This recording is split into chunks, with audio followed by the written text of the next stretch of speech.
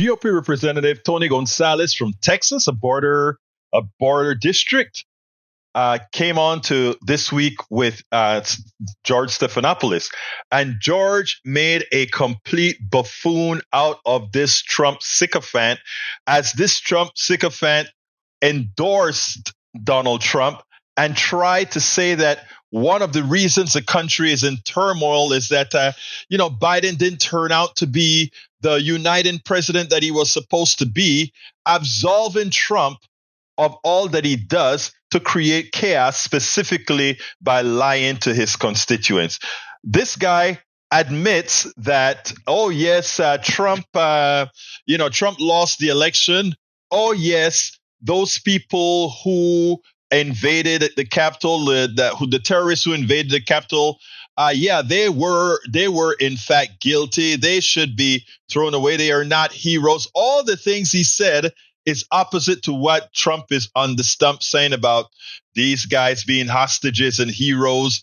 That January 6th, so the reason for January 6th was because the people were mad that he won the election and somehow it was stolen from it. Gonzales does not believe any of that, but still he endorses Donald Trump.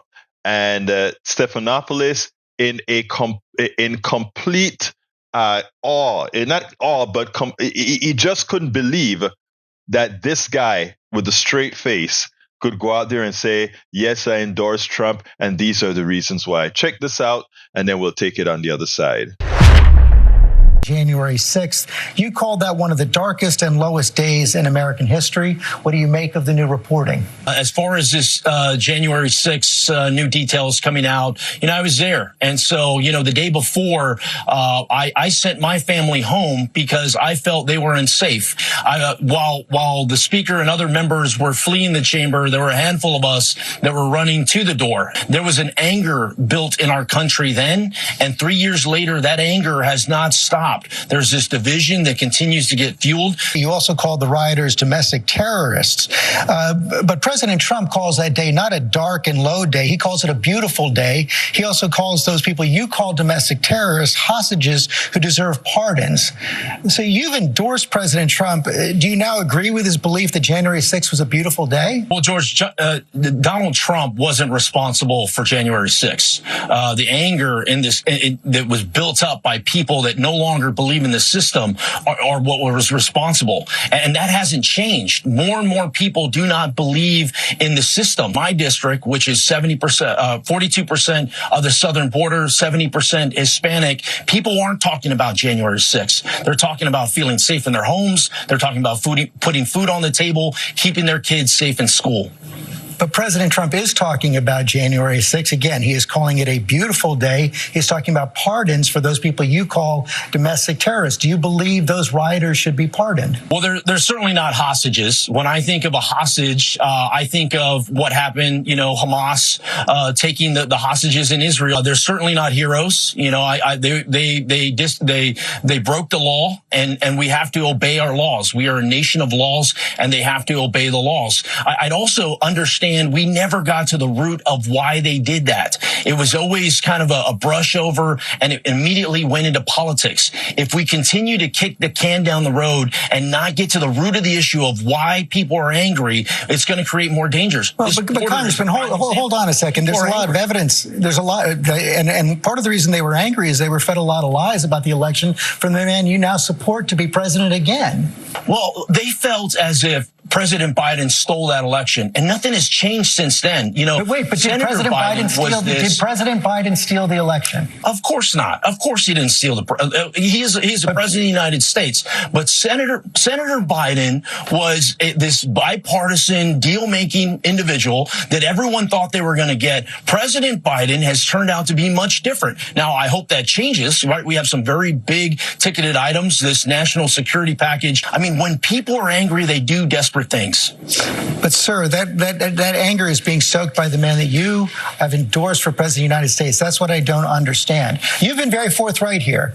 You've called the rioters domestic terrorists. You've said they're not hostages. President Trump says they are hostages, says he's going to pardon them. You've called it a dark day. He calls it a beautiful day. I don't understand, given all that, why you've endorsed him for president of the United States. I think back to the policies when President Trump was in office, and I think back to my district. We did not have the border crisis that we have now. We did not have the humanitarian turmoil. We did not have the chaos. That's the number one thing. I don't disagree with you. I think people want solutions, but how can you have solutions if you can't agree on something as fundamental as the peaceful transfer of power?